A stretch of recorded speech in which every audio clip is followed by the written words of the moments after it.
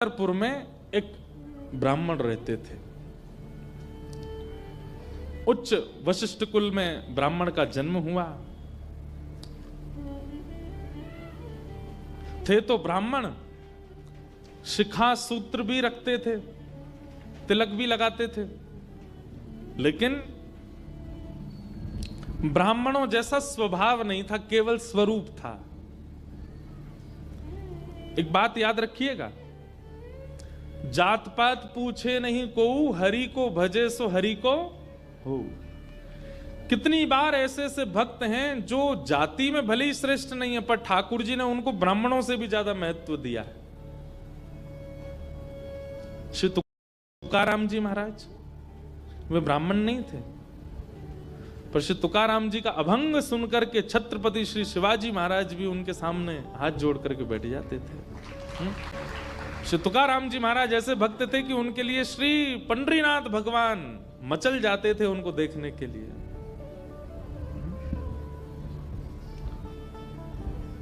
चोखो मेला पंढरपुर के पास भक्त हुए, उनका चरित्र मैंने कहा है। कैसे अद्भुत भक्त, श्रेष्ठ जाति के नहीं थे संसार के लिए, पर ठाकुर जी के लिए।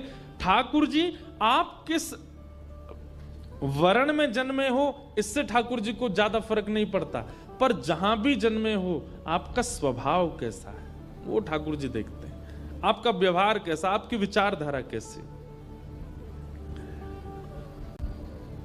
तो ये उन भक्तों के लिए जिनका स्वभाव अच्छा नहीं है, जिनका व्यवहार अच्छा नहीं है, जिनके विचार अच्छे नहीं है, वो भक्त बहुत ध्यान से सुनिएगा इस कथा को। तो पुणे के पास में एक गांव है पुरंदरपुर, वहां पर एक ब्राह्मण रहते थे। स्वरूप ब्राह्मणों का था पर स्वभाव वैश्यों का। वैश्य मतलब हमारे बनिया भाई लोग, उनके जैसा उनका व्यवहार था। कैसा? व्यापार करते थे, धन देते थे, उस पे क्या बोलते हैं उसको, ब्याज पे, ब्याज पे धन देते थे लोगों को। और अपना गल्ला खोल रखा था, गल्ले पे बैठते थे। ब्राह्मण का नियम है संध्योपासन करना चाहिए, यज्ञ करना चाहिए, अध्ययन करना चाहिए, ग्रंथों का अवलोकन करना चाहिए, पर ये सब कुछ नहीं करते थे। सुबह उठे, केवल तिलक लगाया, स्नान करके चोटी शिखा बांधी और सीधे अपने गल्ले पे पहुंच जाते थे। उनको दिन भर का यही, क्या देना है देते रहो। और इन सबके साथ साथ महाकंजूस, खूब धनवान थे। भगवान की कृपा से उन पर ब्याज का इतना धन आता था कि वो पूरे पुरंदरपुर गांव को अकेले भोजन करा सकते थे। पर इतने कंजूस थे, इतने कंजूस थे, दूध में अगर मक्खी भी गिर जाती तो दूध छान के पी जाते थे। और मक्खी को यूं पकड़ करके उसके भी 2-4 बूंद छींटा जो दूध के होते थे उनको भी लेकर पी जाते थे। दूध का क्या बिगड़े, इतने कंजूस। और कंजूसाई की हद तो तब पार हो गई, उनकी पत्नी का नाम था सरस्वती देवी। क्या नाम था? तो सरस्वती देवी जो थी, उनके पिताजी ने इसीलिए ब्याह किया कि भाई ये विप्रदेव जो हैं बड़े धनवान हैं, बेटी खुश रहेगी हमारी। तो सरस्वती देवी का ब्याह हो गया। उनकी मां ने, पिता ने जितने गहने दिए, ब्याह के अगले दिन ही, सब लोग इधर देखो, बहुत ध्यान से सुनो कथा। ब्याह के अगले दिन ही सुबह सुबह ब्राह्मण देवता उठे, देवी सुनो, सबरे गहने उतारो अपने। बोले क्यों? अरे देखो कितनी अच्छी नक्काशी की है इसमें, कितने अच्छे से तुम्हारे कुंडल बने हैं, कितने अच्छे तुम्हारे गले के हार बने हैं, हाथ के तुम्हारे बढ़िया कंगन कड़ूला, रोज पहनोगी तो घिस जाएंगे, उतार दो सबको। पत्नी ने भारी भारी सामान सब उतार दिए, कानों के कुंडल, नाक की बाली और गले का एक मंगलसूत्र रहने दिया, हाथ के कंगन रहने दिए, पैरों की पाजेब और पायल रहने दी। लेकिन पुरंदर ये अपने ब्राह्मण देवता जो थे, इनको वो भी अच्छे नहीं लगते थे। रोज अपनी पत्नी को, क्यों इनको पहन के घूमती है, उनको दे दो, अंदर तिजोरी में रख दूं मैं। पत्नी कहती है तो सौभाग्य है, ये तो पहनने दिया कीजिए। महाराज कहते कहते 6 महीना हो गए, रोज टोकते। अब तो ये स्थिति में आ गए कि पत्नी के हाथ का भोजन नहीं करते थे। वो रोटी बनाती, बोले मुझे नहीं पाना, और अपनी दुकान पर जाके वो दुकान के बालक से कहते अपने घर से बनवा ला। दोनों भावना थी, एक तो नाराज थे पत्नी से कि गहने क्यों नहीं उतार रही है, दूसरा बढ़िया है घर का आटा बचेगा। इतने कंजूस। पत्नी बोली क्या करे, रात में बोली आप कैसे मानेंगे, बोले ये उतार दो जितने पहन रखे हैं। उसने कान के कुंडल भी उतार दिए, हाथ के कड़ूला भी उतार दिए, पाजेब भी उतार दी, गले का मंगलसूत्र भी उतार दिया। सब बिल्कुल कोरी हो गई बेचारी। केवल नाक की एक नथ रहने दी उसने। बोले एक तो रहने दीजिए, कम से कम इससे पता तो चले कि मैं सौभाग्यवती हूं। भाई सारे गहने उतार देना मां के लिए अशुभ होता है। पतली सी एक नाक में वो नथ भी नहीं थी, छोटी सी एक कील जैसी थी। उसके लिए भी बोले कि रात में तो उतारी दिया करो इसको भी। इतने कंजूस। सब उतार दिया। पत्नी बेचारी साड़ी में और केवल एक नथ लगा करके मांग में सिंदूर भर के बिंदी लगा के ऐसे घूमती थी। शादी ब्याहों में जबरदस्ती नहीं जाते थे। एक दिन पहले अपने आप को बुखार में हूं ऐसा बोल देते थे, क्योंकि गहने निकाल के देने पड़ेंगे, पहन के जाएगी। इतने कंजूस। कभी कभी जो व्यक्ति अति में संसारी होता है ना, ठाकुर जी को उस पे भी बड़े मजे आते हैं देखने में। ठाकुर जी कहते हैं तो कभी कभी ठाकुर जी पूरे संसारियों पे भी ठाकुर जी रीझ जाते हैं। ठाकुर जी बोले भाई ये ब्राह्मण देवता बहुत अच्छा लग रहा हमको। क्यों? बोले इतना कंजूस तो हमने कभी नहीं देखा है, बहुत भयंकर कंजूस है। ठाकुर जी का मन आ गया उस पर। अच्छा, जो पत्नी थी ना सरस्वती देवी, वो बड़ी भक्ता थी। वो तो नाम जप भी करती थी, वो दर्शन करने के लिए भी जाती थी, लेकिन ये नहीं जाते थे उसके साथ। वो अपने माता पिता के मायके जब जाती थी तो मायके वाले लेके जाते थे उसको दर्शन कराने। ये तो कभी नहीं लेके जाते थे, तो कंजूस थे, खर्चा होगा। और मायके भी खुद नहीं लेके जाते, इनके भाइयों से बोल देते तुम्हें ही आके ले जाओ, उसमें भी खर्चा ना हो मेरा। सोचो कितनी ऊंचे लेवल के कंजूस। तभी ठाकुर जी का मन आ गया इस पे, तो इसको देखूं मैं एक बार। और हमारे श्री पंडरीनाथ भगवान, श्री विठल भगवान एक दीनहीन से ब्राह्मण का रूप धारण किया। फटी सी धोती पहनी, कुचैली मैली सी कुर्ता पहने और पुराना काला सा जनेऊ धारण किया, और महाराज ऐसी तिलक सा लगा करके बिल्कुल दीनहीन, झुर्रियां पड़ रही हैं मुखमंडल पर, और ऐसे हाथ जोड़ते भये इनके दुकान पर पहुंच गए। रूप रंग देख करके ही पहले तो ब्राह्मण देवता समझ गए, बोले अरे ये और आ गया, ये कुछ देना वेना तो है नहीं, मांगेगा। कहो तन पे नहीं लगता, चल दिए कलकत्ता, क्या करने आए हो? ठाकुर जी बोले बहुत गरीब ब्राह्मण हूं मैं, मेरी बेटी का ब्याह होने वाला है, अपनी पुत्री का ब्याह करना है मुझे, और मुझे ब्याह के लिए थोड़ी व्यवस्था चाहिए धन की। आप तो बहुत बड़े धनवान सेठ हैं, कृपा कर दीजिए ना, कुछ दे दीजिए मुझको, मैं अपनी बेटी का ब्याह कर दूंगा और थोड़ा ठीक हो जाएगा। या तो धन दे दीजिए, नहीं तो कुछ सामान दे दीजिए, सामग्री दे दीजिए, मैं उसी से कुछ ना कुछ तो व्यवस्था करूं। तो ये जो ब्राह्मण थे ना, ये जबरदस्ती रफू की हुई धोती और कुर्ता पहन के जाते थे कि कोई मांगने वाला आ जाए तो उसको दिखा दूं, देखो मेरे खुद के कुर्ता फटे, मैं तुमको कहां से दूं। तो ठाकुर जी को दिखाने लगे, ये देखो मेरी धोती यहां से उधरी हुई है, मेरा कुर्ता यहां से फटा हुआ, कैसे तुमको दूं, मैं खुद नहीं अपने नए खरीद पा रहा, तुमको कहां से दूं भाई। ये सब तो केवल बाहर का दिखावा है, मेरे पे कोई पैसा वैसा कुछ नहीं है, दूसरों का धन ले रखा है मैंने। भैया चलते बनो, कहीं और जाओ, किसी और से मांगो, भगवान करे तुम्हारी बेटी का ब्याह बहुत अच्छा हो। बोले मुझे या तो धन दीजिए, नहीं तो मैं यहीं बैठा रहूंगा। ठाकुर जी जिद पे आ जाएं तो उनको कौन हटावे। ठाकुर जी वहीं बैठ गए द्वार पे, बोले मुझे धन दो, ऐसे तो नहीं जाऊंगा, मैं आपके दर पे आया हूं, कुछ तो लेके जाऊंगा, मेरी बेटी का ब्याह है। अंत में हार करके ब्राह्मण बोला, देखो मैं ऐसे नहीं देता हूं, कुछ लाओ, मेरे पास गिरवी रखो, पैसा ले जाओ, और जब पैसा हो जाए तो पैसा देके अपना सामान ले जाना, तुम पे है कुछ देने के लिए? ठाकुर जी बोले, मुझ पे तो कुछ भी नहीं है, मुझसे कुछ काम करा लीजिए दुकान में, मैं ये कर दूंगा, आपकी साफ सफाई कर दूंगा, इतना कर सकता हूं, उसके बदले कुछ दे। बोले, उसकी जरूरत नहीं है, सब है नौकर चाकर मेरे पास, मैं तुम्हें बस इतना कह सकता हूं, कोई मूल्यवान सामग्री दो, पैसा ले जाओ, और जब पैसा हो जाए तो पैसा वापस दे के सामग्री ले जाना। मतलब इतना भी दान नहीं कर सकता मैं।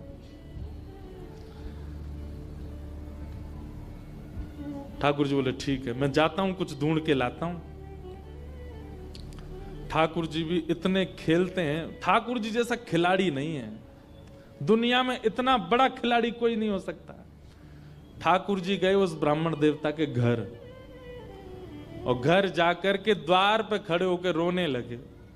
इतना रोए, भीतर से सरस्वती देवी निकल के आई।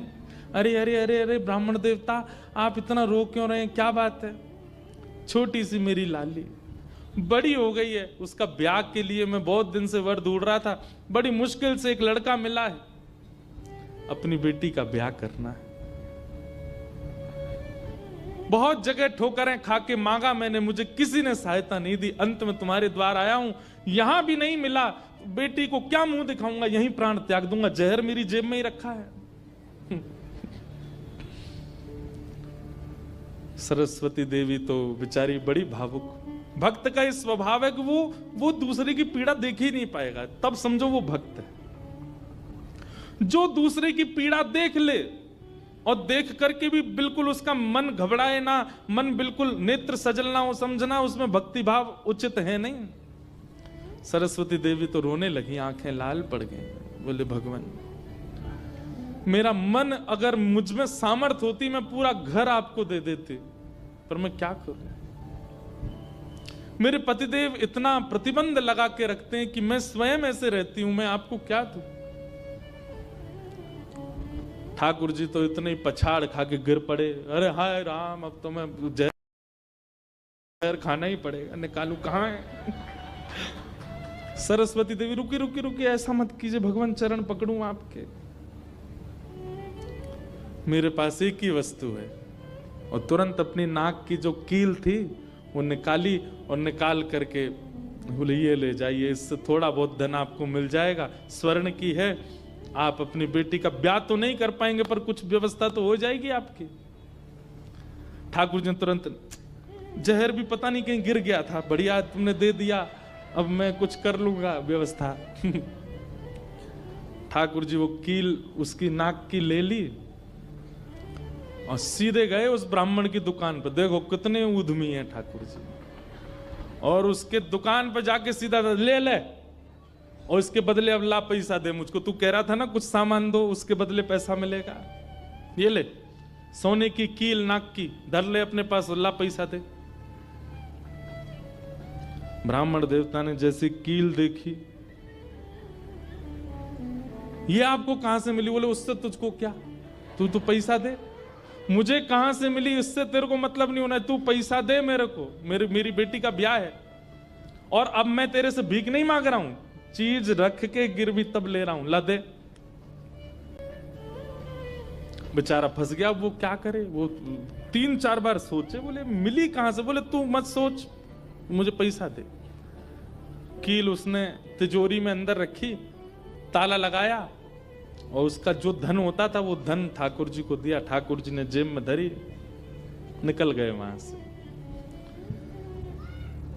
ब्राह्मण ने अपनी भुजा ऊपर करी, बोले इसको बताता हूं, ये बहुत दानवीर बनती है अपने मन में, मैंने इसको बोला था एक कील पहने, वो तो बहुत अच्छी कृपा मुझ पर ठाकुर जी की, जो मैंने इसके सारे गहने उतरवा दिए, नहीं तो सब दान कर देती, एक कील छोड़ी वो भी दान कर दी किसी को।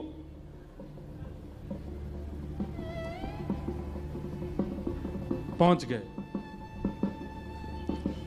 अब यहां वो ब्राह्मण जा ही रहा था अपने घर, उससे पहले दुकान का जो मुनीम था वो बेचारा सरस्वती देवी को बहुत मानता था, कभी कभी सहायता कर देती होंगी उसकी। वो सेठ जी से, इनसे ब्राह्मण देवता से पहले ही दौड़ के गया और जाके बोला, मैया आज बचो आप। बोले क्यों, आपने कोई कील दी थी किसी को? बोले हाँ दी तो थी, एक ब्राह्मण के ब्याह के लिए दे दी थी। क्या हो गया? उसने जाके वो आपके पतिदेव को ही दिया और बदले में ले गया पैसा। सरस्वती देवी, हाय नाथ अब नहीं बचूंगी, वो तो बहुत डांटेंगे। बोले वो आ रहे हैं, दुकान बंद कर दी उन्होंने, वो सीधे धोती चढ़ाए ऊपर चले आ रहे हैं सीधे, आप बचो। सरस्वती देवी बोली कहां जाऊं? हे पांडुरंगा, हे विठलनाथ, हे मेरे प्राणनाथ, मेरी रक्षा करो। ये कैसा नियम आपने मेरे आज जीवन में पहली बार तो कुछ दान किया, वो भी एक ब्राह्मण बेचारा अपनी हत्या करने पर तुला था तो मैंने किया। ये कैसा आपने खेल किया ठाकुर जी, कैसे भी मेरे पति को रोको। लेकिन इतनी डरती थी अपने पति से, इतनी व्याकुल हो गई, तुरंत विष ले लिया। बोली कि मैं उनका क्रोध नहीं सह पाऊंगी, उनकी मार पिटाई डांट नहीं सह सकती, उससे अच्छा तो मैं प्राण त्याग दूं अपने। और श्री पांडुरंग भगवान विठल की सामने सुंदर चित्रपट था, उसी के सामने नेत्र सजल हैं, हाथ में विष का प्याला लेकर के, और बस देखती जा रही है। बोले नाथ मैंने किसी और उद्देश्य से नहीं किया, केवल एक ब्राह्मण की पुत्री का ब्याह हो जाए इसलिए किया, मेरे पति मुझे छोड़ेंगे नहीं, इससे अच्छा मैं प्राण ही त्याग रही हूं। मुझे पता है शास्त्रों में प्राण आत्महत्या करना जघन्य अपराध है, पर मेरे पास और कोई उपचार नहीं है। और जैसे ही अपने मुख से लगा करके विषपान करने लगी, इतने में ही ऊपर से वो नाक की कील आकर के उसके पात्र में ही गिरी, और जैसी खन्न से आवाज हुई, नेत्र खोल करके देखा, भीतर अपने हाथ को डाल करके जैसे निकाला तो वही नाक की कील उसके हाथ में आ गई। और नाक की कील हाथ में आते ही इतने में ही वो ब्राह्मण का प्रवेश हुआ। प्रवेश होते ही उसने भीतर से किवाड़ लगाई, ढूंढने लगा कहां है, कोई साधन मिले इसको बताता हूं।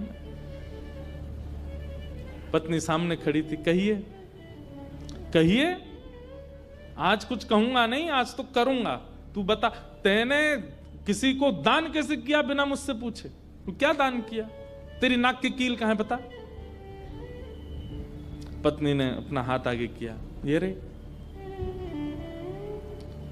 उस ब्राह्मण ने जाकर के कील उठाई, तेरे पास कहां से आई? बोले मेरे पास ही थी। नहीं ये तेरे पास नहीं है, ये तो मेरे पास वहां रखी है तिजोरी में, भीतर चाबी मेरी यहां डली हुई है, तेरे पास कहां से आई? बोले मेरे पास ही है, अब बहुत दिन से पहनी हुई थी, साफ करने के लिए उतारी थी थोड़ी सी। ऐसा हो ही नहीं सकता है, मैंने इसके बदले मूल्य दिया है एक ब्राह्मण को, और ये मेरी तिजोरी में रखी है, चाबी मेरे पास है। तू रुक, अभी रुक, मैं अभी जाता हूं। और कील अपने संगी लेके गया, गए, जाकर के दुकान खोली, चाबी लगा करके खोली, तिजोरी जैसी खोल करके देखा उसमें वो कील थी नहीं, वो हाथ में थी। ब्राह्मण बोला ये कोई स्वप्न नहीं है, ये कोई अचंबा नहीं है, ये कुछ और है। नेत्र सजल हो गए, दौड़ करके घर आया, बोले मुझे सच बताओ क्या हुआ। पत्नी बोली सच बताऊं? बोले हाँ, मैंने ही ब्राह्मण को दी थी। हाँ वो ब्राह्मण वृद्ध सा, उसके कुर्ते फटे थे, उसकी धोती उधरी सी थी। बोले हाँ उसी को दी थी, वो मुझे दे के गया था और मैंने ये तिजोरी में रखी थी, फिर तेरे पास आई कैसे? बोले मुझे जब पता चला कि आप क्रोध करके आएंगे और मेरे को बहुत सुनाएंगे, डांटेंगे, मारेंगे, तो मैंने सोचा कि मैं इससे अच्छा तो अपने प्राण त्याग दूं। और मैं पांडुरंग के सामने रोते हुए विष लेकर के हाथ में पीने को हुई, इतने में ही आपका घुसना हुआ और ऊपर ना जाने कहां से वो नाक की कील आकर के इसमें गिर पड़ी। ये किसी और ने नहीं, और वो ब्राह्मण कोई और नहीं, साक्षात पांडुरंग ही थे, वही आए थे, वही आए थे, वही ये सारी लीला करके गए हैं। मैंने जीवन भर भजन किया, जीवन भर विचार किया, दान करूं, पुण्य करूं, सत्कर्म करूं, यज्ञ करूं, पर आपने मुझे कभी अनुमति नहीं दी। अरे दुनिया के लोग कमाते हैं और दान करते हैं, पर हम कितने भाग्यशाली हैं कि स्वयं पांडुरंगा आए और आकर के हमारे कमाए गए धन को स्वयं लेकर के दान करवा के गए, ब्राह्मण बन के स्वयं अपने हाथ में लेकर के गए। ये आप पर और मुझ पर कृपा है। उसी समय ब्राह्मण ने मन में सोचा, मैंने जीवन में एक कार्य भी अच्छा नहीं किया, मैंने जीवन में एक कृत्य भी ऐसा नहीं किया जिससे ठाकुर जी मुझसे प्रसन्न हो, लेकिन मैं इतना अधम, इतना पापी, इतना दुष्ट, इतना अयोग्य, फिर भी मुझे ठाकुर जी ने इस योग्य समझा। और योग्य क्या समझा, मेरी दुकान पर आकर के ठाकुर जी याचना कर रहे थे कि मैं कुछ दे दूं। मैं कितना बड़ा दुर्भाग्यशाली कि ठाकुर जी मेरे द्वार पर आए और मैंने कुछ नहीं दिया उनको, उनसे हट किया, उनसे कहा कि कुछ लेके आओ तभी तुमको दूंगा। मेरी वजह से ठाकुर जी को श्रम सहना पड़ा। कितने कृपालु हैं बंधुओं ठाकुर जी, आपके अवगुण नहीं देखते। मैं एक बात कथा में कहा करता हूं कि मानव में और परमात्मा में अंतर क्या है। मानव वो जो सब अत्यंत गुणवान में भी अवगुण देखता है, और ठाकुर जी कौन, जो अत्यंत अवगुणी में भी एक गुण देख लेते हैं। इसमें ये गुण है। हम आप कैसे हैं, हमारे सामने 100 प्रशंसा कर दी जाए एक व्यक्ति की, और वो व्यक्ति हमारे सामने आ जाए तो हम उससे 5 मिनट मिलने के बाद जब वापस जाएंगे तो वो कहेगा, बताओ कैसा था, अच्छा था ना लड़का, मैंने उसके बारे में तुमको बताया था, अच्छा ठीक था, लेकिन उसमें भी ये कमी थी। हम कमी बहुत जल्दी ढूंढ लेते हैं। और ठाकुर जी अत्यंत अयोग्य, अत्यंत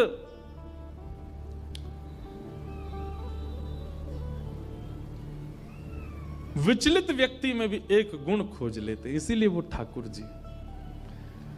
उसी समय उस ब्राह्मण देवता ने विचार किया कि अब किसके लिए जीना है। अपनी दुकान बंद कर दी, दुकान को बेच दिया, घर को बेच दिया, और पत्नी के साथ आ गए श्री पंढरपुर। और पंढरपुर में विठल भगवान के आगे आकर के बहुत रोए, याचना करने लगे, नाथ मेरे दुकान पर आप खड़े हो गए आकर के, और मैंने आपको इस प्रकार से दुत्कार दिया, इस प्रकार से आपको कर दिया। बहुत रोए।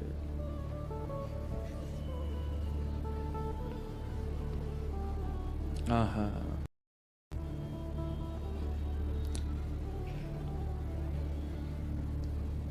ठाकुर है तू मैं तेरा पुजारी,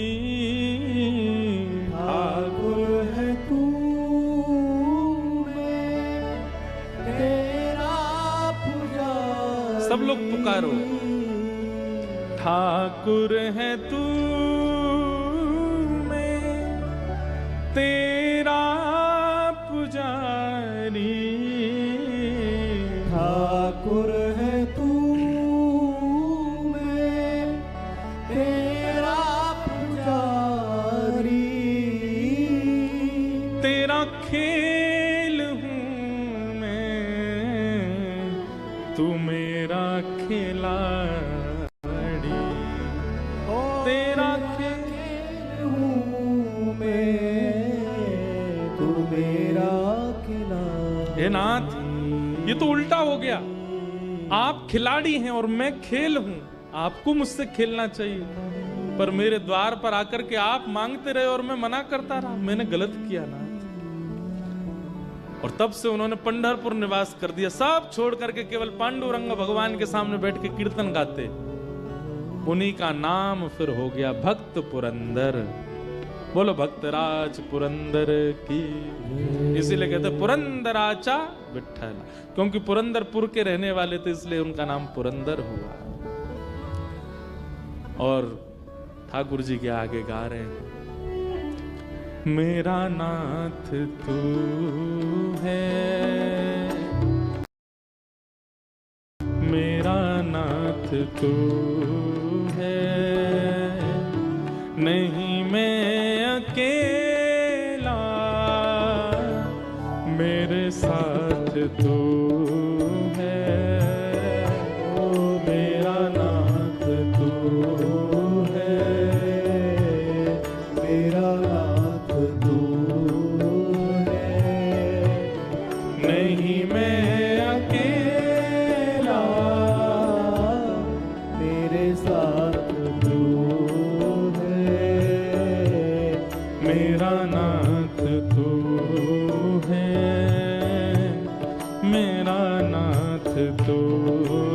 है, नहीं मैं अकेला, मेरे साथ तू है, मेरा नाथ तू है, मेरा नाथ तू है, नहीं मैं अकेला, मेरे साथ तू है, मेरा नाथ तू श्री राधा रमण लाल की। हो।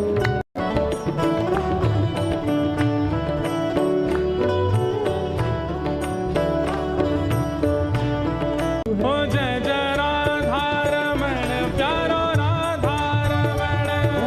राधा रमण प्यारा राधा रमण। नामदेव जी महाराज कहते हैं एक अभंग में कि अगर कीर्तन हो रहा हो ठाकुर जी की कथा में और अगर कोई व्यक्ति ताली ना बजावे और गाए ना, तो इसका दंड क्या मिलता है? बोले अगले जन्म में ना तो उसको जीभ मिलती है ना हाथ मिलते हैं। इसलिए ये कीर्तन में अगले 4 दिन हम टोकेंगे नहीं आपको, अगले 4 दिन हम बोलेंगे नहीं, हमारे बिना बोले करिएगा। और आपकी जिम्मेवारी है, जो ताली ना बजावे और जो ना गावे उसको बोलना भाई अगले साल, सॉरी अगले जन्म में ऐसे ही बोलना पड़ेगा आपको। इसलिए जीभ मिली है, इसका उपयोग करो। हाथ मिले हैं, दोनों भुजा उठा करके ओ जय जय राधा रमण प्यारो राधा रमण। जय जय राधा रमण प्यारो राधा रमण। जय जय राधा रमण प्यारो राधा रमण। जय जय राधा रमण प्यारो राधा रमण। ओ विठ्ठल नाथ रमण प्यारो नाथ ओ रमण। विठ्ठलनाथ रमण प्यारो नाथ रमण। विठ्ठल नाथ रमण प्यारो नाथ रमण। विठ्ठलनाथ रमण प्यारो नाथ रमण। ओ जय जय राधा रमण प्यारो राधा रमण। जय राधा रमण प्यारो राधा रमण। ओ जय जय राधा रमण प्यारो राधा रमण। जय जय राधा रमण प्यारो राधा रमण। ओ विठ्ठल माझा माझा मी विठ्ठलाचा। विठ्ठल माझा माझा मी विठ्ठलाचा। विठ्ठल माझा माझा मी विठ्ठलाचा।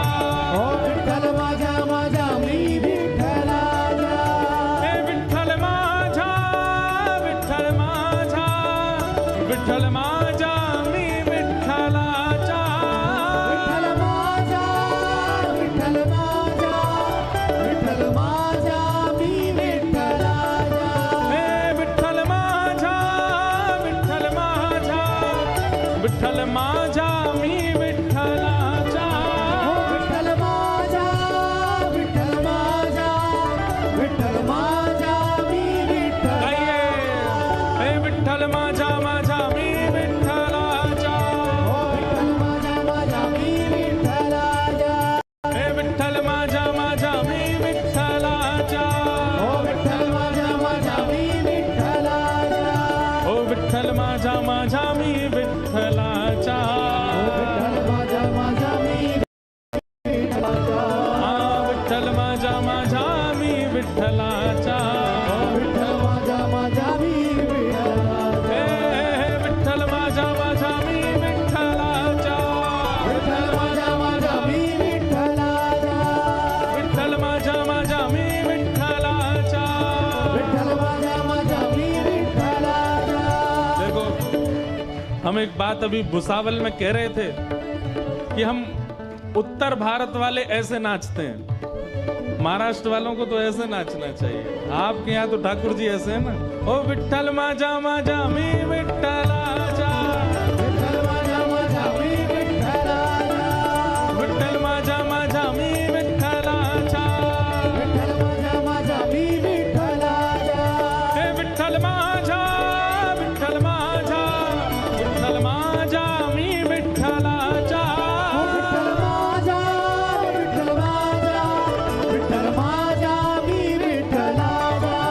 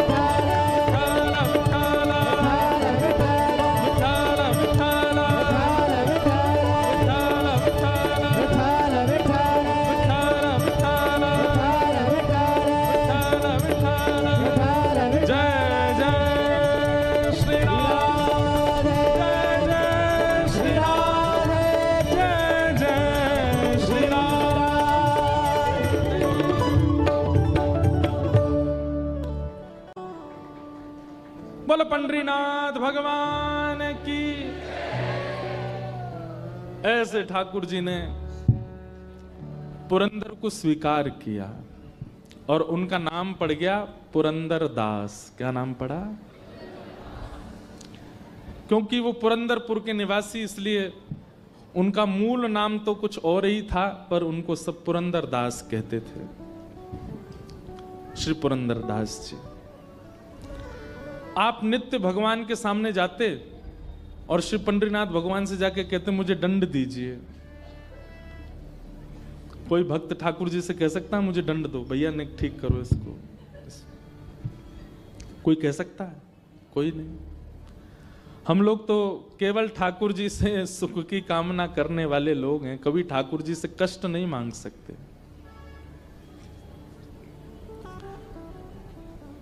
रोज ठाकुर जी से जाके कहते कि नाथ मुझे कुछ पीड़ा दीजिए, मुझे कोई कष्ट दीजिए।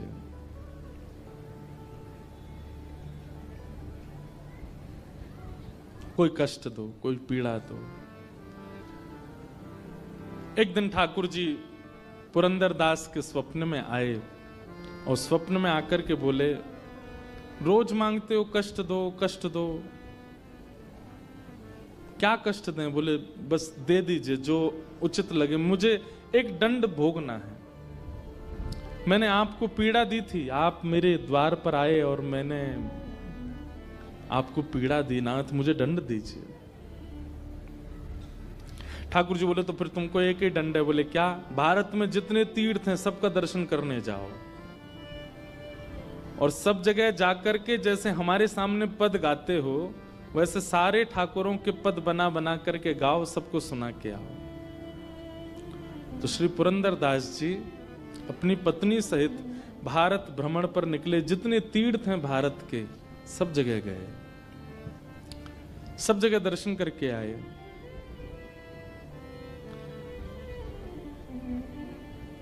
पास के कर्नाटक में एक विजयनगर नाम का एक स्थान है, वहां के राजा पुरंदर दास जी के परम भक्त हो गए। लेकिन वो राजा केवल श्री वेंकटेश तिरुपति बालाजी भगवान को ही भगवान मानते थे। वो कहते थे परमात्मा पृथ्वी पर केवल वेंकटेश भगवान है। तो पुरंदर दास जी को लेकर के वेंकटेश भगवान के दर्शन करने को गए। आपने वहां जाकर के भी ठाकुर जी का संकीर्तन गाया।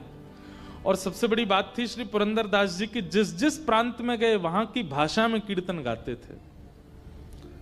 कर्नाटका में, मलयालम में, कन्नड़ में, तेलुगु में, मराठी में, बंगला में, उड़िया में, सारे भाषाओं में आपने मतलब कैसा दंड भोगा इन्होंने कि ऐसे नहीं ठाकुर जी ने कह दी तीर्थ चले जाओ तो सबरे तीर्थ घूम आए एक साथ ही।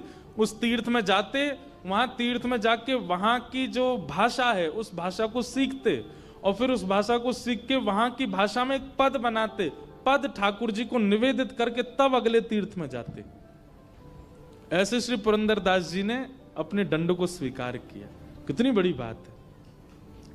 हमारे यहां कैसा होता है, समझ में आए बात तो ताली बजाओ, नहीं तो सुन लो। हमारे यहां कैसा होता है कि हमें अगर माता पिता दंड देते हैं हम उसमें भी ये सोचते हैं कि इसमें और क्या छूट मिल सकती है हमें।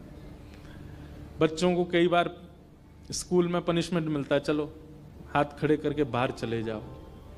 टीचर को लगता है बाहर भेज देना बहुत घातक है, इस बच्चे को थोड़ी अंदर फील होगी कि मुझे क्लास से बाहर कर दिया। पर बाहर जाके बच्चा बड़ा खुश होता है, वो हाथ नीचे और कर लेता है और कभी यूं से यूं कर लेगा, ऐसे से ऐसे कर लेगा। हमको भी खूब पनिशमेंट मिले ना स्कूल में। क्लास में खड़े रखना वो ज्यादा घातक है क्योंकि हाथ नीचे होता है तो टीचर चिल्लाते हैं सीधे करो। इससे बढ़िया तो बाहर भेज दे, बढ़िया है, नजारा दिखता रहता है, ठंडी हवा लगती रहती है, आने जाने वाले बच्चों से थोड़ी बातचीत भी हो जाती है। हम लोग कैसे दंड लेते हैं, जो दंड हमको मिला है उसमें भी हम कटौती करते हैं, उसमें भी हम थोड़ी बहुत रिलीफ कैसे मिले ये देखते हैं। पर भक्त ठाकुर जी के द्वारा प्रदत्त दंड को भी उत्सव मना देता है। पुरंदर दास जी ने उस दंड को उत्सव मना दिया। ठाकुर जी ने कहा हर तीर्थ का दर्शन करके आओ, भारत में जितने तीर्थ हैं सब जगह जाओ। उस तीर्थ में जाते और इतने दिन रहते कि वहां की भाषा आ जाए, और फिर उस भाषा में एक पद बनाते, ठाकुर जी को निवेदित करते, निवेदित करने के बाद फिर प्रणाम करके अगले तीर्थ में जाते। एक अच्छा खासा समय तीर्थ में व्यतीत करते। ऐसे श्री पुरंदर जी।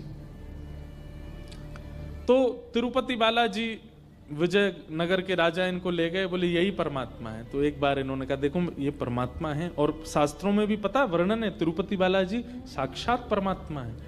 यदि साक्षात भगवान श्री वैकुंठ यदि कहीं है तो तिरुपति है। लेकिन श्री पुरंदर जी बोले कि हमारे पंढरपुर में श्री पंढरीनाथ भगवान, एक बार उनका दर्शन करो। तो विजयनगर के राजा फिर पंढरपुर आए, और जैसे ही पंढरीनाथ भगवान की छवि को देखा, कमर पर हाथ, सुंदर ते ध्यान उभे विटेवरी, सुंदर ते ध्यान उभे विटेवरी, सुंदर ते ध्यान उभे विटेवरी, सुंदर ते ध्यान कर कटावरी, ठे बुनिया,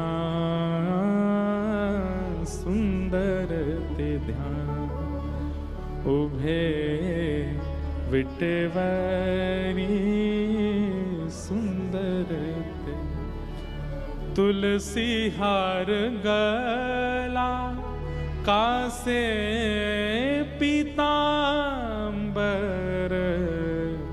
तुलसी हार। गाइए, ये तो आपकी भाषा में है।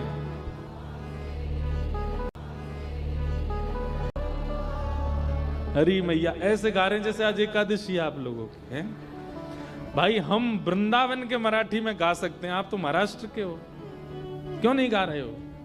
कैसे हैं ठाकुर जी? तुलसी हार गला कासे पीतांबर,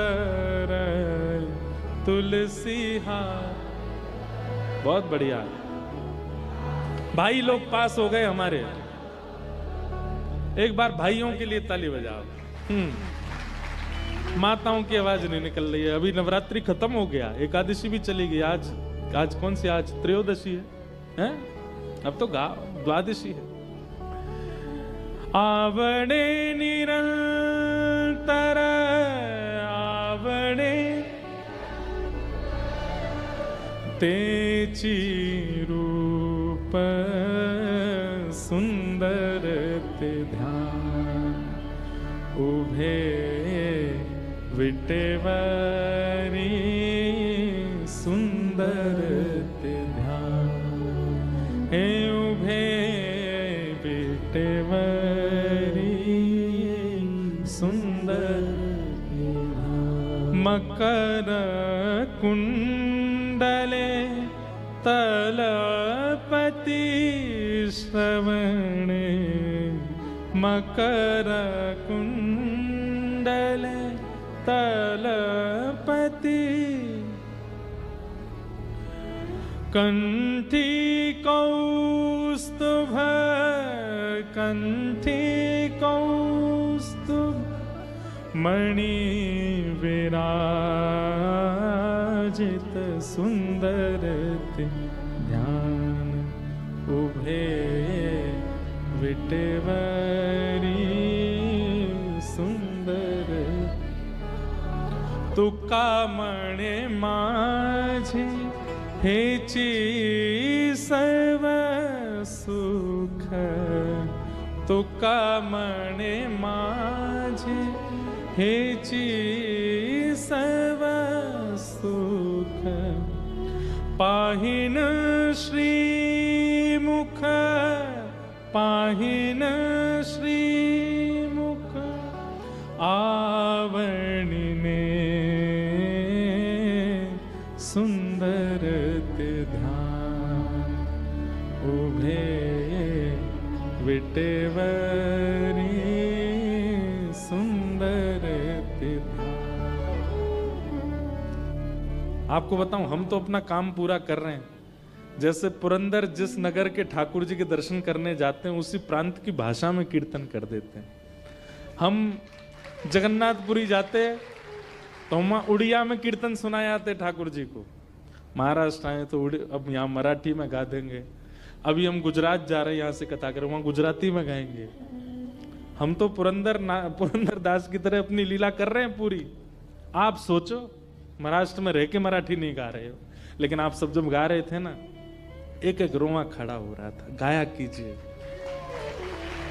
देखो, दुनिया के लिए नहीं गाना है, दुनिया के लिए नहीं नाचना है, दुनिया के लिए ना रोना है, दुनिया के लिए ना चलना है, दुनिया के लिए ना सजना है, ना संवरना है। ये सारे गुण केवल ठाकुर जी के लिए करना। गाना भी उन्हीं के लिए, नाचना भी उन्हीं के लिए, हंसना भी उन्हीं के लिए, हंसाना भी उन्हीं के लिए, सजना भी उन्हीं के लिए, सब कुछ उन्हीं के लिए करो। ये भक्त का स्वरूप होता है। विजयनगर के राजा ने जैसे ही पंडरीनाथ भगवान का दर्शन किया, आहा, वो तो मोहित हो गया। वो कहते हैं फिर लीला हुई, ठाकुर जी फिर कुछ दिन विजयनगर में विराजे उस राजा के सुख के लिए। कथा है और गुरुजनों से सुन के फिर सुनाऊंगा उसको। तो पुरंदर दास सारे नगरों में जाते और सब प्रांतों में, तीर्थों में जाकर के वहां के ठाकुर जी का कीर्तन गा करके उनको आनंदित कर देते। अब ऐसा होने लगा कि पुरंदर दास जैसे ही प्रवेश करते थे मंदिर में सुगंधी तो रहती ही है, लेकिन पुरंदर दास के आते ही अद्भुत सुगंधी वातावरण इतना सुगंधित हो जाता और श्री ठाकुर जी ऐसे चमकने लग जाते जैसे कोई मणि चमक रही हो। अब तो ये होने लगा कि लोग बाग समझ जाते थे, जैसे ही सुगंधी आती ठाकुर जी चमकते तो सब पीछे देखते, जरूर पुरंदर दास आया होगा। उसको देखने के लिए ठाकुर जी लालायित रहते थे। ये वही हैं, 1 रुपया 1 कील के पीछे वो कर दिया था। ठाकुर जी को जिस पर कृपा करनी होती है, वो कितना भी अधम हो, अधम को भी अपना परम भक्त बना लेते हैं। बस कृपा होनी चाहिए। अब इसमें एक बात आएगी तो आप लोग कहीं ये सोचने लग जाओ हम भी कंजूस हो जाएं, हम पे भी हो जाए कृपा।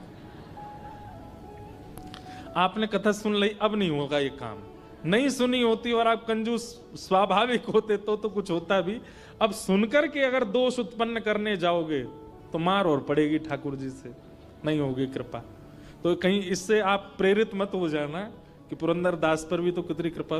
दूसरी बात, पुरंदर दास भले कंजूस था पर उनकी धर्म पत्नी, वो तो भक्त थी ना, उसकी कृपा से उसको ठाकुर जी मिल गए। भाई देखो, पाणी ग्रहण संस्कार ब्याह होता है ना, वो पत्नी का नाम पाप पत्नी नहीं है, भोग पत्नी नहीं, उसका नाम ही है धर्म पत्नी। वो जो भी धर्म करेगी अगर चाहेगी तो आपका कल्याण होगा उससे। इसलिए भैया रोज हाथ जोड़ा करो इनके आगे, थोड़ा बहुत हमको भी दे देना अपना पुण्य। वैसे पत्नियां अपने लिए करती नहीं है, करती अपने पति बच्चों के लिए, वो अपने लिए करती कहां। दुनिया में जितने भी पुरुष सर्वश्रेष्ठ हो रहे हैं वो सब अपनी पत्नी की कृपा से ही हो रहे हैं। और इसका प्रमाण लक्ष्मी जी इन्हीं की कृपा से ये इतने पूज रहे हैं पूरी दुनिया में। पत्नी का बहुत बड़ा रोल होता है पति को कुछ बनाने में। तो अब पुरंदर दास की बड़ी ख्याति हो गई।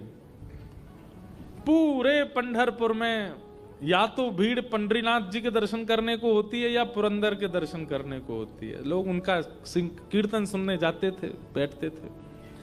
वैष्णव को चाहिए, अगर बहुत मान सम्मान प्रतिष्ठा मिलने लग जाए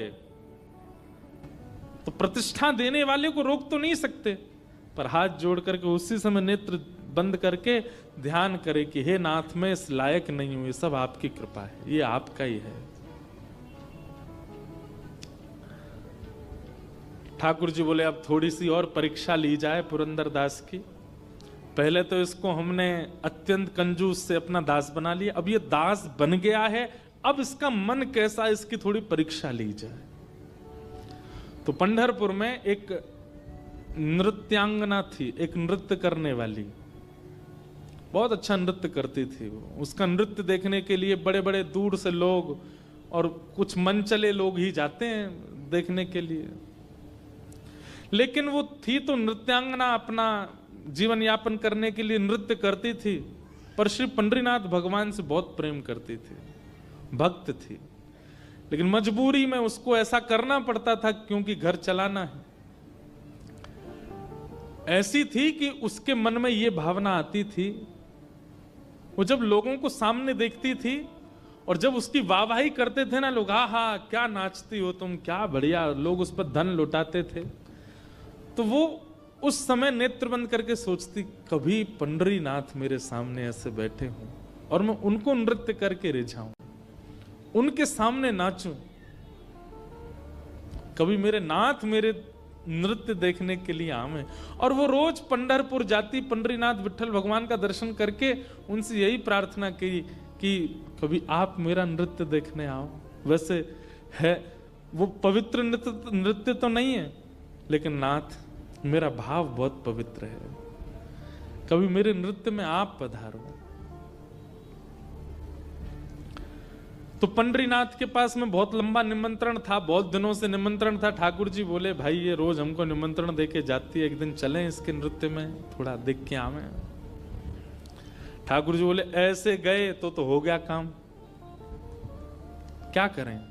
तो बैठे बैठे ठाकुर जी बोले, ओहो इस नृत्यांगना का निमंत्रण है बहुत दिनों से, और पुरंदर दास की हमको परीक्षा भी लेनी है। तो ठाकुर जी ने पुरंदर दास का ही रूप धारण किया और पुरंदर दास का रूप धारण करके उस नृत्यांगना का नृत्य देखने गए ठाकुर जी।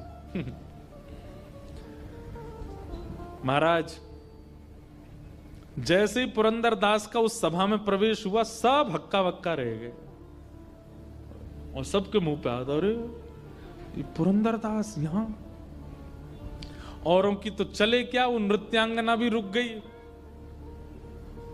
पुरंदर दास आए नृत्य देखने। आए तो जो खा पी रहे थे लोग वो सब सतर्क हो गए, सब सम्मान करते थे उनका, थोड़े दूर खड़े हो गए, सब हाथ जोड़ करके सबने मुंह पोंछा, अपने हाथ वाथ धो लिए, भैया पुरंदर दास आए, कुछ कहने आए होंगे। नृत्यांगना भी रुक गई एक कोने में जाकर के, बोलो ये क्यों आए, कुछ समाचार देने आए, कुछ कहने आए, उपदेश करने आए, कीर्तन सुनाने क्यों आए हैं। पुरंदर दास बोले, कहाँ बैठते हैं लोग, अच्छा इनमें बैठते हैं। तुरंत एक मसनद ली, उस पर ऐसे हाँ नाचो, तुम नाचती क्यों नहीं, हम तुम्हारा नृत्य देखने आए। और वहां सब लोग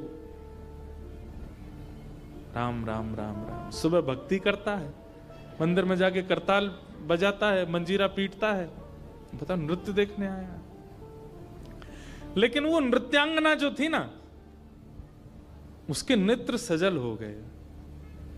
बोले हरि तो नहीं आए, लेकिन हरिजन आए हैं, ये जरूर मेरे पंडरीनाथ ने भेजे होंगे। एक बात कहें भैया, हरि यदि प्रसन्न हो गए तो हरि प्रसन्न हो तो वैकुंठ देत। हरि अगर प्रसन्न होंगे तो वैकुंठ देंगे, लेकिन हरिजन यदि प्रसन्न हो गए तो वो तो हरि को ही दे देंगे आपको। इसलिए हरि प्रसन्न हो इसकी ज्यादा इच्छा मत रखो, हरिजन प्रसन्न हो, हरि के भक्त प्रसन्न हो। नृत्यांगना तो नेत्र सजल हो गए उसके और वो नृत्य करने लगी और ये भावना करने लगी कि ये हरिजन नहीं, साक्षात मेरे विठ्ठल आए आज मेरा नृत्य देखने। वो स्वयं तो नहीं आएंगे, इसलिए पुरंदर दास को भेज दिया है। भावना बहुत ऊंची चीज है बंधुओं। आज इसी भाव से कथा का प्रारंभ किया, तो भावना करना प्रारंभ कीजिए। और नृत्यांगना ने ऐसा नृत्य किया, बहुत सुव्यवस्थित किया, उसमें कुछ किसी भी प्रकार का ओछापन नहीं था नृत्य में, बहुत अच्छा नृत्य किया। और नृत्य करके जब नृत्य में द्रुत गति उसने पकड़ी, पुरंदर दास तो ताली बजाने लगे, पुरंदर दास भी नृत्य करने लगे। अब संग वाले कहे राम राम राम, ये तो क्या जमाना आ गया, कलयुग, घोर कलयुग आ गया है। लोग बाग तो चिढ़ने वाले तो सबके होते हैं भाई, किसी जिसका सम्मान बहुत होता है ना, जिसके बहुत प्रेम करने वाले होते हैं, उससे प्रेम करने वालों से ज्यादा चिढ़ने वाले होते हैं। अब तो वही सब जो पहले से वहां बैठे थे वो दौड़ दौड़ करके गए और नगर के लोगों को निमंत्रण, आओ आओ आओ दिखाएं, तुमको दिखाएं, देखो वहां नृत्यांगना का नृत्य देखने कौन आया। और वहां लोग पहले तो अरे नहीं ऐसी जगह हम नहीं जाएंगे। अरे तुम नहीं जाओगे, तुम जिसका सत्संग सुनते हो वो पुरंदर दास बैठा है वहां पे, चलो देखो। सब जाकर के देखें पुरंदर दास को, तो अरे राम ये बैठे यहां पर नृत्य देख रहे हैं। पूरे नगर में हवा की तरह बात फैल गई। कथा के बड़े बड़े पोस्टर लगा दो तो भी आदमी 8:30 के बाद ही आएगा। और कहीं ऐसे कृत्य चलते हो, कहीं तमाशा चल रहा हो, कहीं पर उल्टे सीधे कृत्य चल रहे हो, बिना निमंत्रण के लोग पहुंच जाते हैं, बिना पोस्टर के लोग पहुंच जाते हैं। जगह नहीं बचती महाराज, तिल नहीं रखा जाएगा वहां पे, और अड़मड़ के लोग पहुंचते हैं। और बुरा नहीं मानिएगा, माताओं की संख्या सत्संग में ज्यादा, भाइयों की संख्या ऐसी जगह पे ज्यादा होती है, सबसे ज्यादा वहीं पहुंचेंगे। दुर्भाग्य। एक पद मुझे याद तो आ रहा है पर अभी नहीं गाऊंगा, थोड़ी देर में सुनाता हूं। कबीरदास जी का पद मुझे याद दिला देना, कबीरदास जी का पद गाना है, गाऊंगा। तो सब लोग देखने लगे। पुरंदर दास जी बोले वाह वाह वाह वाह, आनंद आ गया, क्या नृत्य किया तुमने, मैं कुछ देना चाहता हूं, कुछ है नहीं मेरे पास, क्या करूं। तो अपना सोने का कड़ूला उतार करके और उसको दे दिया, लो तुम्हारा, और दे करके चले गए। लोग बाग क्या कहें, अरे राम कितना गलत हुआ। लेकिन वो कड़ूला पुरंदर दास का नहीं था, श्री विट्ठल भगवान का था।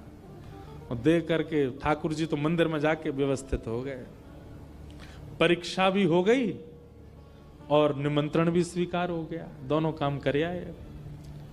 ठाकुर जी के चक्कर में पड़ मत जाना, किसी दिन बहुत खेलते हैं, इन जैसा खेल कोई नहीं खेलेगा। प्रार्थना तो करना कि एक बार तो खेल के दिखाओ, ठाकुर जी कैसे कहो, ऐसा खेलेंगे महाराज। विराट कोहली वगैरह एक तरफ, ठाकुर जी की बैटिंग के आगे सब पीछे हैं, ऐसा खेलते हैं। अब स्वयं जाकर के रुक्मणी जी से बोले आहा अब बढ़िया नींद आएगी हमको। क्यों? बोले बहुत दिन से बुला रही थी, उसके यहाँ भी हुआ है, वो पुरंदर दास के हमको मन की स्थिति पहचाननी है, वो काम भी कर आए। रुक्मणी जी बोले ऐसा क्या किया? बोले रोन दो, सूर्योदय होते ही पता चलेगा। दूसरे दिन सूर्योदय हुआ। अब क्या था कि लोग बाग बातें तो बना रहे थे पुरंदर दास की, लेकिन कहीं बड़ी जगह से उछले तो इस पर थोड़ा रोष दिखाया जाए। उस समय फोन तो होते नहीं थे, किसी ने वीडियो बना के वायरल कर दी हो। अब सब आंखों से देखी जिनकी थी वो थी। सब प्रतीक्षा कर रहे हैं बात। आज पुरंदर दास जी अपने घर से निकले, जो प्रणाम करने वाले थे वो भी कह रहे थे पुरंदर दास बोले भाई रामकृष्ण हरि। तो पुरंदर दास बोले ऐसा क्या हो गया भाई, आज ये रामकृष्ण हरि भी नहीं बोल रहा कोई हमसे। लेकिन किसी ने कोई एक्शन नहीं लिया, सब बस उनको नजरअंदाज कर रहे थे। पुरंदर दास बोले होगी कोई बात। अब बात कहां से हुई कि मंदिर जैसे खुला, ठाकुर जी का श्रृंगार हुआ, एक हाथ का कड़ूला नहीं है ठाकुर जी का। पुजारियों ने सारी तिजोरियां देख ली, गर्भगृह पूरा छान मारा, कहीं भी ठाकुर जी का कड़ूला नहीं मिला। अब ये बात निकल के मंदिर से बाहर आई, पूरे नगर में हल्ला हो गया, भैया ठाकुर जी का कड़ूला खो गया है, चोर है कोई, नगर की सारी नाकाबंदी कर दो, बाहर कोई निकलने ना पाए। अगर चोर कहीं भाग गया होगा तो बाहर ढूंढेंगे, अगर अभी भी नगर में तो कहीं भागने ना पाए और सबकी तलाशी ली जाए। कड़ूला चोरी होने की खबर जैसे ही लोगों तक पहुंची तो जो लोग रात में नृत्य में थे वो सब मंदिर पहुंच गए। वैसे कभी मंदिर नहीं जाते थे, आज पहुंच गए। नहा धोकर के तिलक लगा के बाल वाल काट के बोले ठाकुर जी का कड़ूला खोया। बोला हाँ। उसमें 2 शेर बने थे। बोले हाँ। उसमें कुछ ऐसा? बोले हाँ। अरे ये तो कल रात में पुरंदर दास पहन के घूम रहा था। बोले पुरंदर दास वो तो परम भक्त है भगवान। अरे भक्त, गली गली के आदमी से पूछ लो कैसा भक्त है वो, हमने अपनी आंखों से देखा कल उसको। पुजारियों के मन में विश्वास तो नहीं आ रहा था कि ऐसा कुछ होगा, पर जब हर एक व्यक्ति से पूछा गया तो सब ने कहा, बोले कि हमने अपनी आंखों से देखा। कल रात में वो वहां थे और वहीं उन्होंने प्रसन्न होकर के नृत्यांगना को वो कड़ूला उतार के दिया। हो सकता है कि वो कड़ूला पंडरीनाथ जी का ही हो, और नहीं तो आप वो नृत्यांगना के घर की तलाशी ले लो। सब लोगों ने जाकर के जब नृत्यांगना से उसको पकड़ा और उसको पूरे घर की तलाशी ली, कड़ूला मिल गया। और उससे पूछा, किसने दिया तुमको? सच बताओ नहीं तो तुम्हारे प्राण हरण कर लेंगे। किसने दिया? सबने देखा तो था, पर तुम प्रमाणित करो किसने दिया। उसने कहा, कल परम भागवत श्री पुरंदर दास जी आए थे मेरा नृत्य देखने, और मेरे लिए तो साक्षात विट्ठल ही आए थे, उन्होंने मुझे दिया। पूरा पंढरपुर इकट्ठा हो गया, सब पहुंच गए पुरंदर दास के घर के बाहर। और आज तक जिसकी खूब जय जय होती थी, आज द्वार पर जाकर के मानो जैसे द्वार तोड़ देंगे लोग। पहले से ही सब खुंदस में बैठे थे कि ये नृत्यांगना के यहां जाते हैं और फिर चोरी भी करते हैं। एक साथ इतने सारे इल्जाम लग गए। पुरंदर दास निकल करके आए तो किसी ने भी कुछ पूछा नहीं, उनके गलेवान पकड़ा और खींच करके ले गए। बोले, ढोंगी पाखंडी नाटक करता है ठाकुर जी के आगे। तेरे पूर्व के किस्से सुने हमने, तू कितना बड़ा कंजूस था, और तू यहां आकर के अपने उन पुराने उन भावों को धोने के लिए यहां पर आकर के बहुत बड़े बड़े कीर्तन करने लग रहा है। और श्री ठाकुर जी के मंदिर के बाहर के एक स्तंभ से उनको बांध दिया, और बांध करके एक एक व्यक्ति आता है और एक एक हाथ देता है। पुरंदर दास कह रहे हैं, मेरा दोष क्या है ये तो बता दो।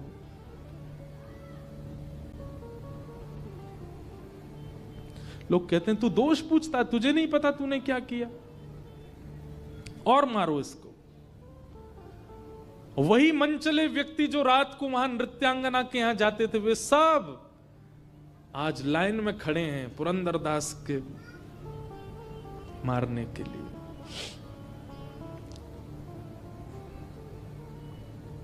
रुक्मणी जी बोली, विठोबा ये क्या हो रहा है?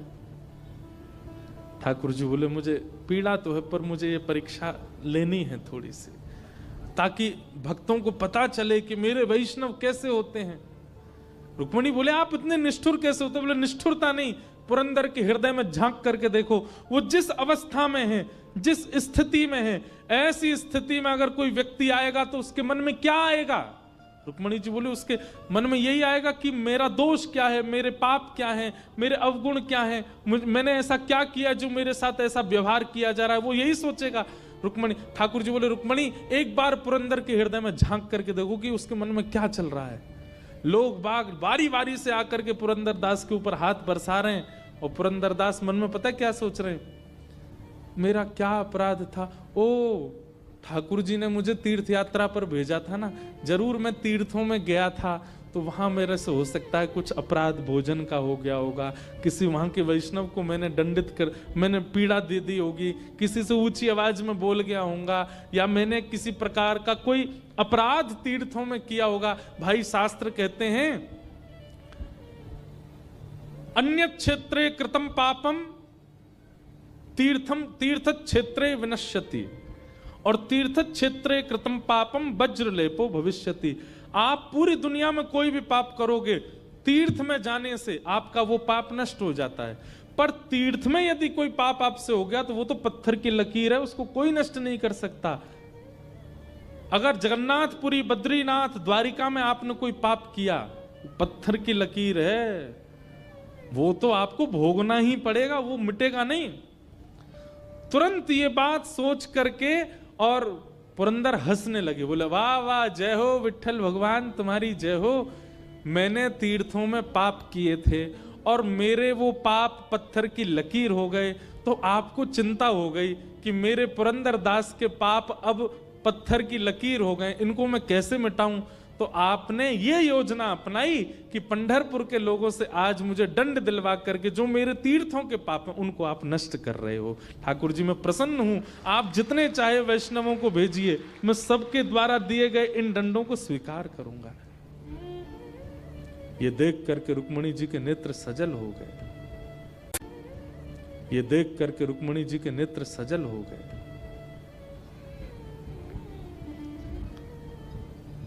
सुनने में बहुत आसान लग रहा है बंधुओं, हमारी कोई गलती नहीं होती और हमारी मां यदि बोल देती है ये तूने ही किया होगा, हम बरस जाते हैं उनके ऊपर। पत्नी की कोई गलती ना हो और पति कुछ कह दे तो पत्नी 4 दिन तक बात नहीं करती पति से। हम लोग एक गलत इल्जाम हम पर लग जाए उसके लिए हम संबंध तक तोड़ने को राजी होते हैं। पति पत्नी एक दूसरे का त्याग कर देते हैं, बच्चे माता पिता का त्याग कर देते हैं।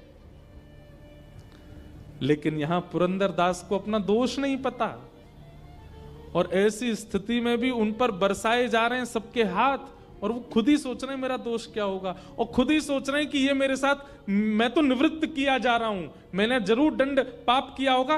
विठ्ठल भगवान को चिंता होगी इसका पाप कैसे दूर हो, इसलिए इन सब से पिटवा के मेरा पाप दूर कर रहे हैं। वो तो अच्छा है, मैं पिट लेता हूं। ये श्री पुरंदर दास। जब रुक्मणी जी ने देख लिया, पंडरीनाथ भगवान के आगे हाथ जोड़े, मैंने देख लिया नाथ, मैं आपसे प्रश्न करती रहती हूं कि ऐसा क्या है इन भक्तों में, इनका नाम गुणगान गाते हो आप, रात भर करताल बजा करके घुंघरू पहन करके नृत्य करते हो, ऐसा क्या करते हैं भक्त? केवल भोग ही तो लगाते हैं, तिलक ही तो अर्पित करते हैं, आपको आके प्रणामी तो कर देते हैं, माला ही तो पहना देते हैं, और क्या करते हैं? आज आपने मुझे दिखा दिया कि ये भक्त कैसे होते हैं नाथ, अब रोकिए, मैं मुझसे देखा नहीं जा रहा है। और तभी मंदिर के गर्भगृह के भीतर से श्री पांडुरंग भगवान बोल पड़े, अरे पंढरपुर वासियों सावधान हो जाओ, तुम जिस पुरंदर को स्पर्श कर रहे हो, जिस पर तुम हाथ बरसा रहे हो, ये उसका अपराध नहीं है। रात्रि में उस नृत्यांगना का निमंत्रण स्वीकार करने मैं ही गया था, पर मैं अपने रूप में नहीं जा सकता था, इसलिए मैं पुरंदर दास का रूप धारण करके गया था, मैंने ही उसको अपना कड़ूला दिया था, उसको कुछ मत कहो। ये सुन करके सब लोग रोने लगे, सब दंडवत हो गए, पुरंदर दास जी को हृदय से लगाने लगे। जहां जहां उनको चोट आई थी सब पुजारी जन बैठ करके उनको मल्लम पट्टी करने लगे और सब श्री पंडरीनाथ भगवान के आगे नतमस्तक हो गए। जय हो विठ्ठल भगवान, आपकी जय हो। ऐसे हमारे ठाकुर जी तो जो करें सो करें, पर भक्त की स्थिति देखो। हम अपने आप को भक्त कहते हैं, मत कहा कीजिए भक्त, हम सहन करना जानते नहीं, हम लोग इस स्थिति में रह नहीं सकते, हम भक्त कहते हैं अपने आप को। ऐसे श्री पंडरीनाथ भगवान को हम बारंबार प्रणाम करते हैं। बोलो पुरंदर दास की, पुंडलीक वरदा श्री हरि विठ्ठल ज्ञान देव तुकाराम। श्री पंडरी